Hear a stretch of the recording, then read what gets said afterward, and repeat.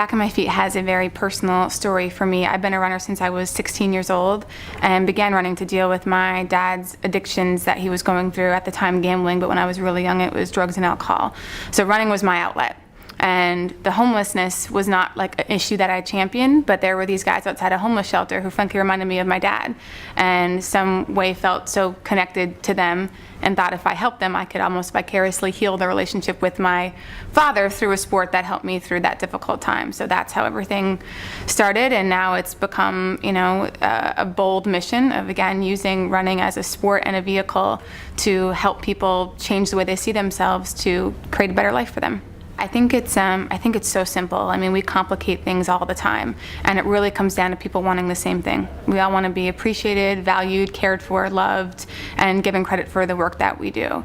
And so if we can figure out how to bring those elements into social issues, which is exactly what we did with homelessness, we made people, again, see themselves differently to help motivate them to know that they're capable and deserving. We can take that concept, you know, anywhere, and just kind of getting back to basics. People have the reaction of homelessness and running is an oxymoron. Homeless people can't run. Aren't homeless individuals lazy, and aren't they drinking all day, and they don't want to work, and they definitely don't want to work hard, and running is hard. How are they doing this? And then you think of a runner, and you think of somebody who's disciplined, motivated, type A, maybe a little bit anal, and you think these things can't possibly go together. Somebody who's homeless cannot be responsible and motivated, can they? And so we use that in our favor to create curiosity, and then we just storytell. We get people to hear our members' stories and who they are and what they're trying to accomplish, and at the end of that process they're just rooting for our members to succeed, and they respect them, because anybody who's waking up at 5:30 in the morning to run, there's an immediate respect factor that comes along with that. I think one of the biggest lessons that we've been able to help teach people without preaching at them is, even think how we define somebody who's homeless. We call them a homeless person.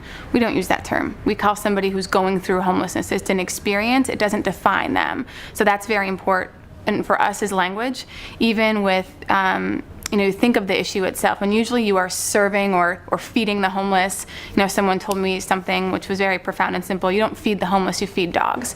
But we've created an environment where there's usually a table, and I'm over here, and then somebody who's homeless is over here. And we don't do that at Back on My Feet. We form circles in the morning when we run and we get together. Everybody's a member, whether or not you have $1 million in your bank account or you have nothing. Only thing that matters out there is your character and who's the fastest. You can't tell who's going through certain shit, you know, who's got a felony, any of those things. Like, you have a chance to really be part of a community, and our members feel that. They feel the equality in this organization. They don't feel like, you know, we're here and we're better than you and we're serving and helping you and we're not all humans. Like, it's very humanizing.